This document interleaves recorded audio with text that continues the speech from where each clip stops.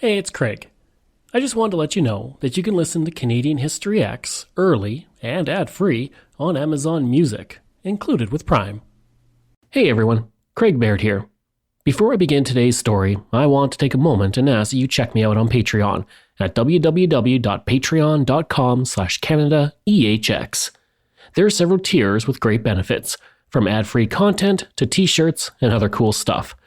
And if you're a fan of Canadian History X, make sure you check out my other shows, From John to Justin and Canada, A Yearly Journey.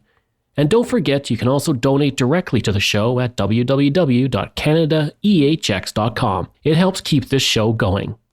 All right, on with the show. A listener's note. The following episode contains coarse language, adult themes, and content of a violent and disturbing nature, and may not be suitable for everyone. Listener discretion is advised. Things were pretty great if you were a sports fan in Edmonton in 1987. The Oilers were at the top of the standings in the NHL, and on May 31st, the team captured its third Stanley Cup in 4 years. Wayne Gretzky, the captain, won 4 trophies that season, and the doom of his departure to the Los Angeles Kings was still a year away. In the CFL, the Edmonton football team was on its way to winning the Grey Cup on November 29th over the Toronto Argonauts. But before that second shining moment could happen, the city fell into a deep darkness. July 31st, 1987, became known as Black Friday. That day, Edmonton changed forever with a single storm. I'm Craig Baird, and this is Canadian History X.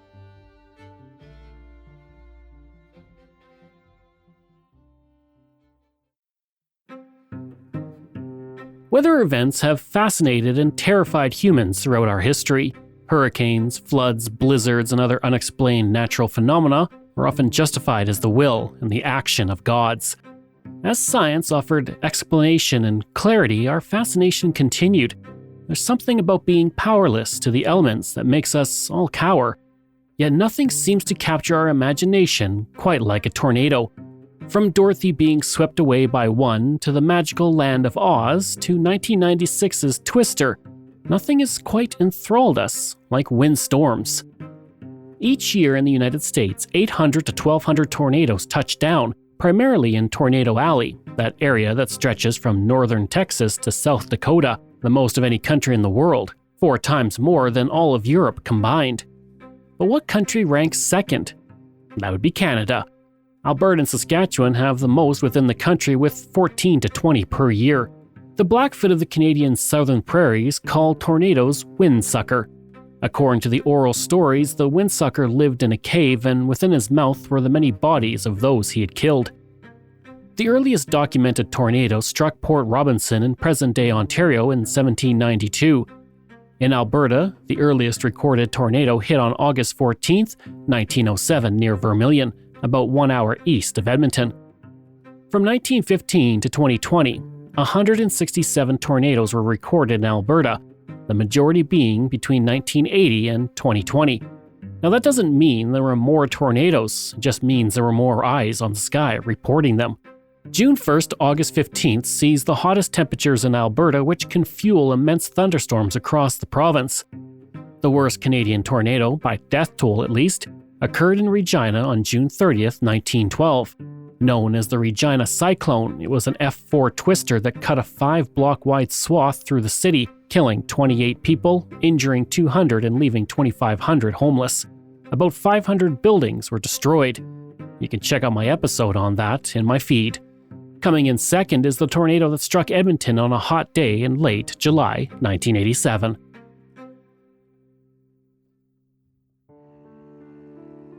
When the sun rose on July 31st, 1987, and newspapers hit the newsstand, the front page of the Edmonton Journal featured an image of a daredevil riding on the wing of a biplane over Red Deer, Alberta.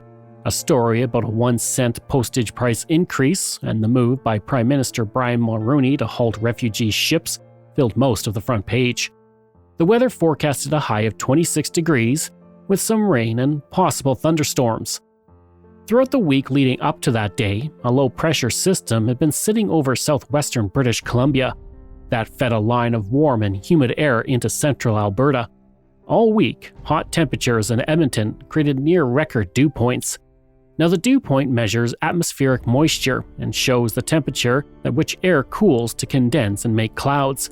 The higher the dew point, the more moisture in the air, and that means stronger thunderstorms. 3 days leading up to July 31st, over 300 millimeters of rain fell in the region, causing the water levels in the 4 major rivers around the city to rise as much as 8 meters. Tennis ball-sized hailstones fell on the western edge of the city during one storm, knocking 2 people unconscious in the process. Between July 25th and 30th, 14 tornadoes were reported across the province, ranging from F0 to F2. The scene was set for a perfect storm, pun intended. On July 31st, a cold front developed in western Alberta and collided with the warm, moist air that had been lingering over the region. Weather forecasters predicted that the day could see an elevated risk of severe weather with potentially vicious thunderstorms. That would turn out to be an understatement. I've spent most of my life living in central Alberta. In fact, I grew up on a farm just outside of Edmonton, although I wasn't there on this fateful day. What I can tell you is that whenever we have thunderstorms, they develop at the foothills of the Rocky Mountains about 300 kilometers west of the city, and those storms slowly move towards Edmonton and central Alberta, gathering strength as the heat rises from the ground. And that is exactly what happened on July 31st. The first severe weather watch was issued for central Alberta in the morning, citing a potential for thunderstorms. A severe weather watch for Edmonton specifically was issued at 1:40 p.m. 1 hour later, it was upgraded to a severe weather warning. Now, there can be some confusion between what is a watch and what is a warning, and the best way to explain it is actually by using tacos. When you have all the ingredients for a taco, you have a taco watch because there's the potential to make a taco. When those ingredients are made into a taco, you have a taco warning because now the taco is fully formed. It is the same with storms.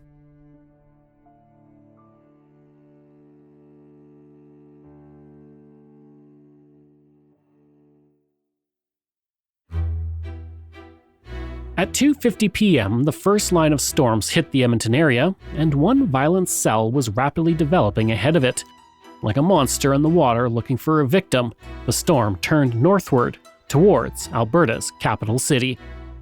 To prepare for this episode, I asked my Twitter followers to share their experiences of Black Friday, and I received over 80 responses. I'll share some throughout this episode.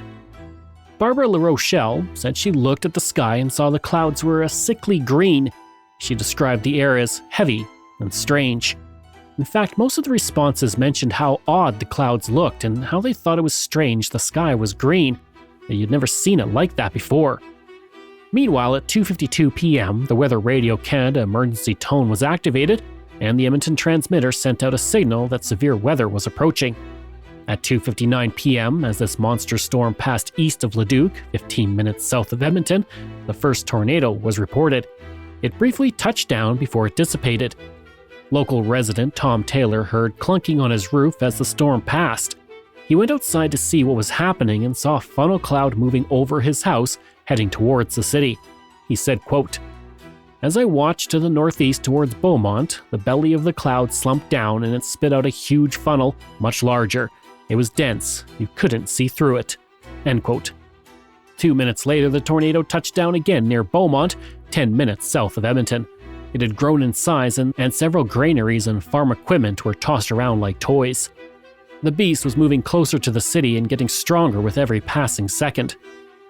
At 3:04 p.m., Edmonton was put under a tornado warning as a massive multi-vortex tornado touched down at the city limits.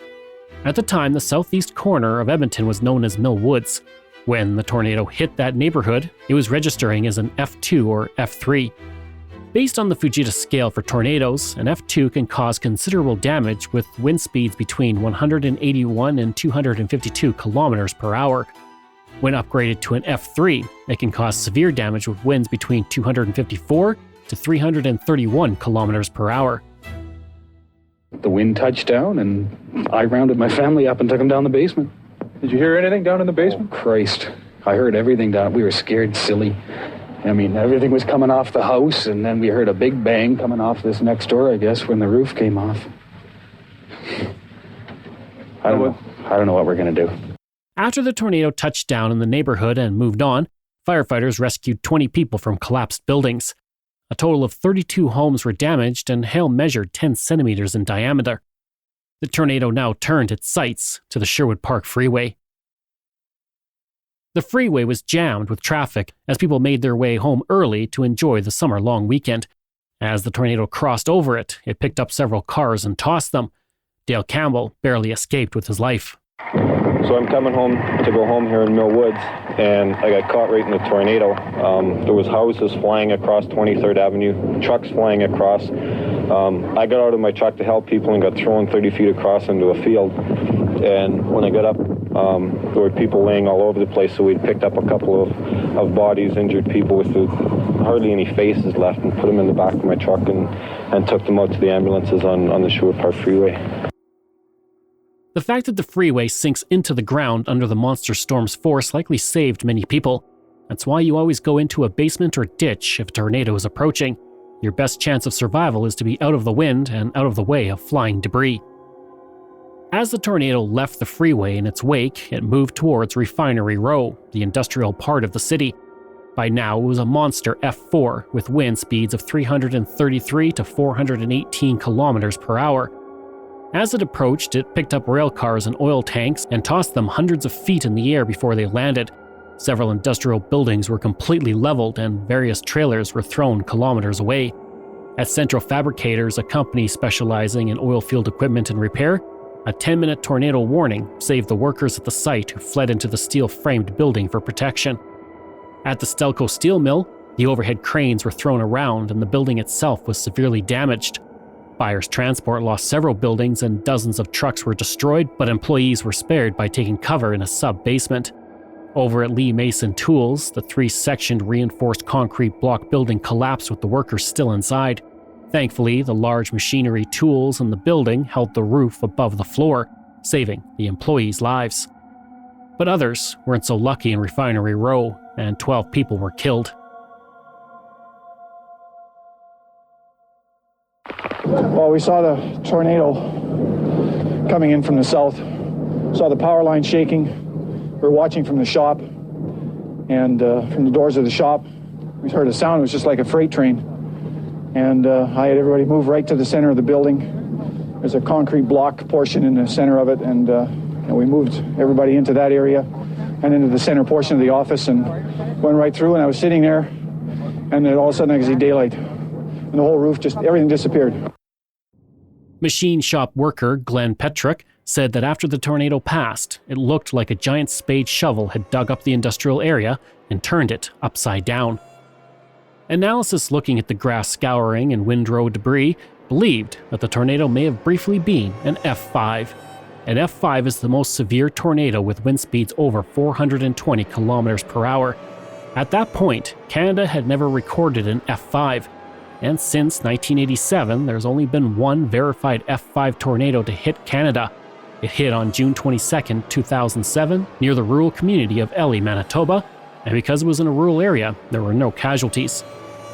Today, we use the enhanced Fujita scale, so that was the last F5 tornado to ever hit Canada.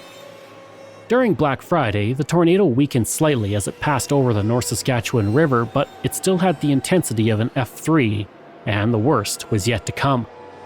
The beast was continuing to move through the city, and it hit the Clairview area at around 4 p.m., causing extensive damage to homes in the Kenoran, Bannerman, and Fraser neighborhoods. It damaged 463 homes, destroyed 37, and left 10 people injured. A man and 2 women had to be rescued out of a collapsed building.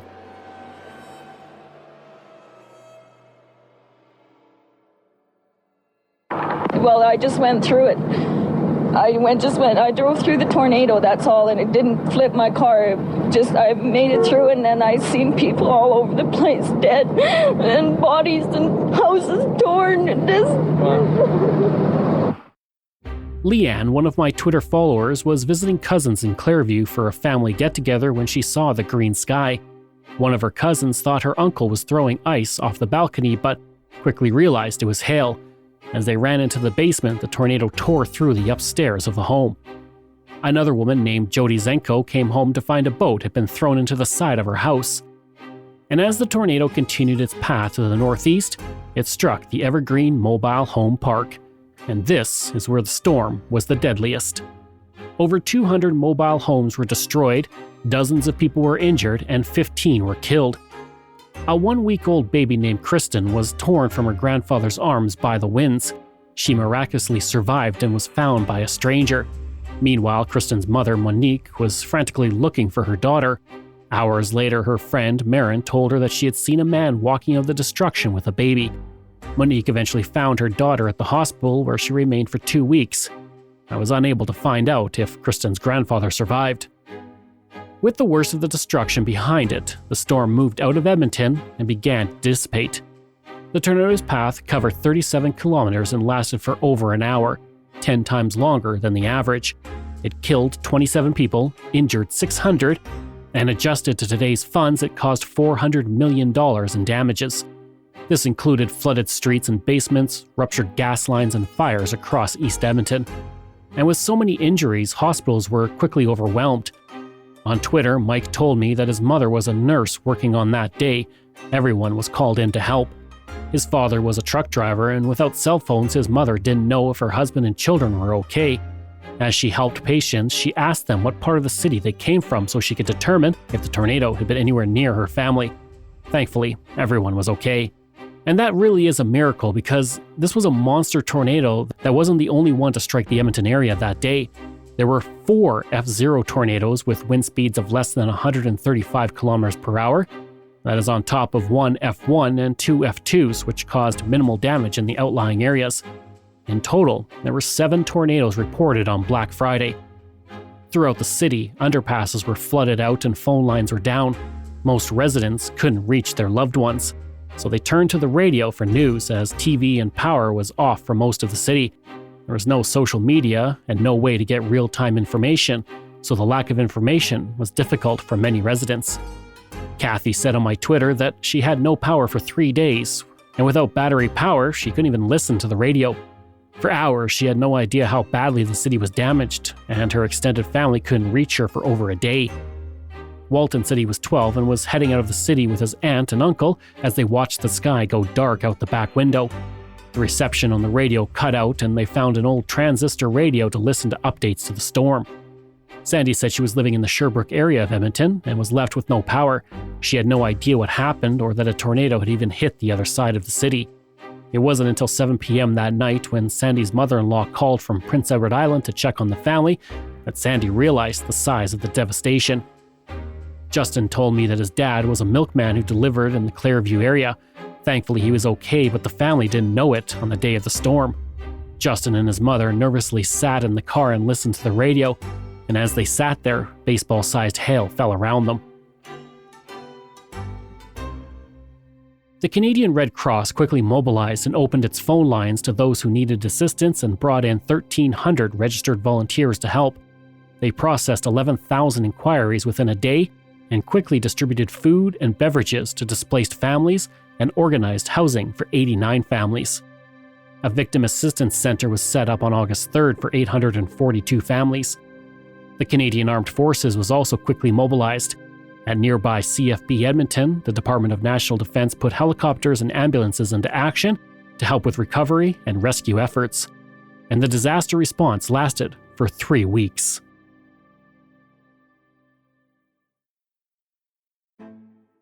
Following the tornado, an investigation was launched to determine issues with the warning and response systems. The report found that radio traffic was a major concern, with many people on the radio all trying to communicate with each other. It also found that rescue operations were hampered, and there was a need for a better system for registering injured and missing. It also recommended that all rescue personnel have emergency flashlights, possibly on the helmet, and that search crews should carry tape to avoid searching areas already searched. Then, after the dust settled from the storm, a new system was implemented that has likely saved the lives of many Canadians since.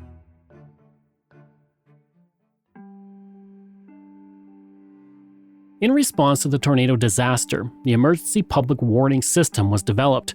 This system breaks into private and public broadcasts on radio and television to alert of disaster hazards that may strike with little or no warning. Today, the system is the Alberta Emergency Alert and broadcasts directly to cell phones. It also issues Amber Alerts. The tornado also resulted in the first implementation of the Doppler weather radar concept in Canada. This system was developed in the early 1990s, and the Carvel radar, located just to the southwest of Edmonton, where I actually grew up, was one of 3 Dopplers to be implemented in Canada at the time. It provided real-time views of approaching storms with far more accuracy than satellite imagery. By 1998, the Canadian Weather Radar Network had been completely Dopplerized, creating a clear look at the weather patterns of the country. If you have a weather app on your phone and you can see a storm approaching, that is all thanks to the Doppler radar. The warning system and Doppler radar came in handy while working on this episode, as an EF4 tornado, the strongest since the July 31st, 1987 Edmonton tornado, hit near Didsbury, Alberta, north of Calgary. And while 12 homes were damaged and 3 were destroyed, thankfully, no one was killed and no one was seriously injured.